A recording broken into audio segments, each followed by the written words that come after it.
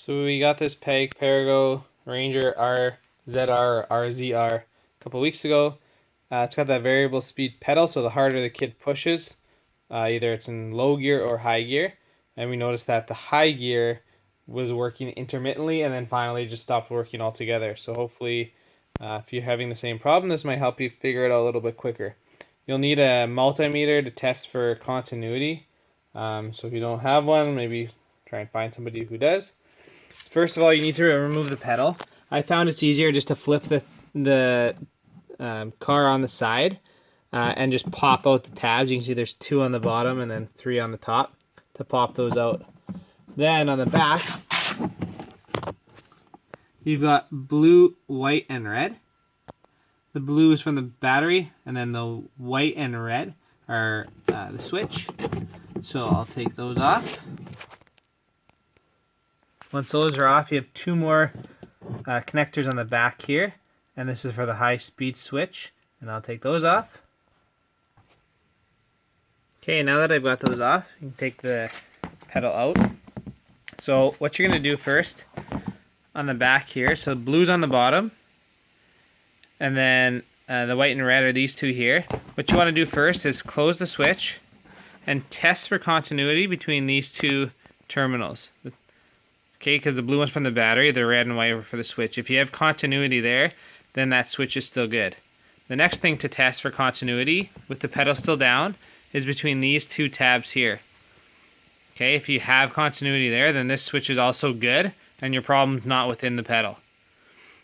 For me, there was no continuity between these 2, so I'll show you how to take apart the pedal and get into the switch to fix it.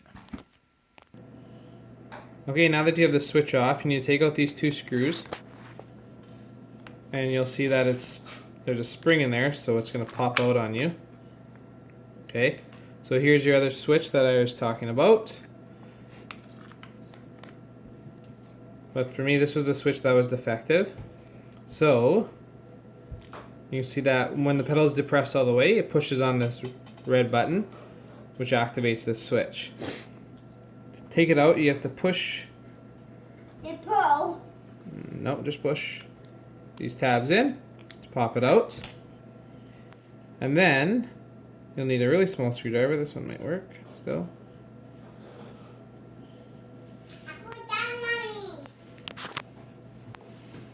Push these little red tabs in. There we go. Take that out. Be careful, there's a spring in there as well.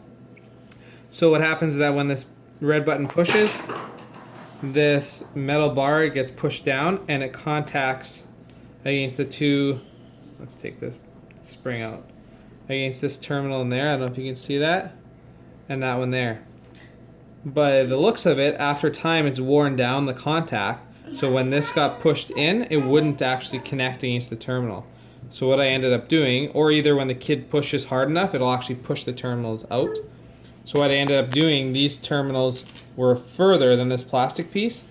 So I just put it on the counter here and lightly tapped it with a hammer to push the terminals back into the casing of this.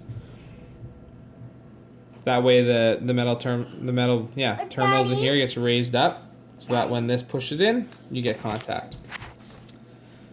Daddy? You put this back in, make sure you're putting this in the proper way, which I'm not, goes that way.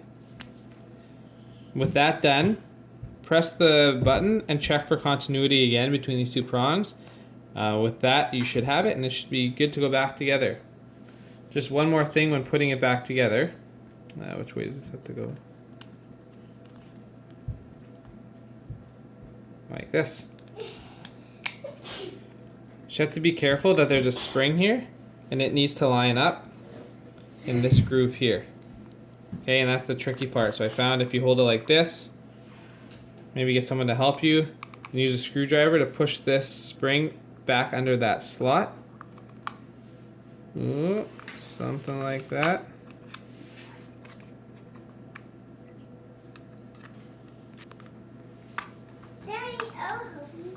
Yeah, there we go. Push it, hold it in, put your 2 screws back in, hook up your wires, and put the pedal back in and give it a shot.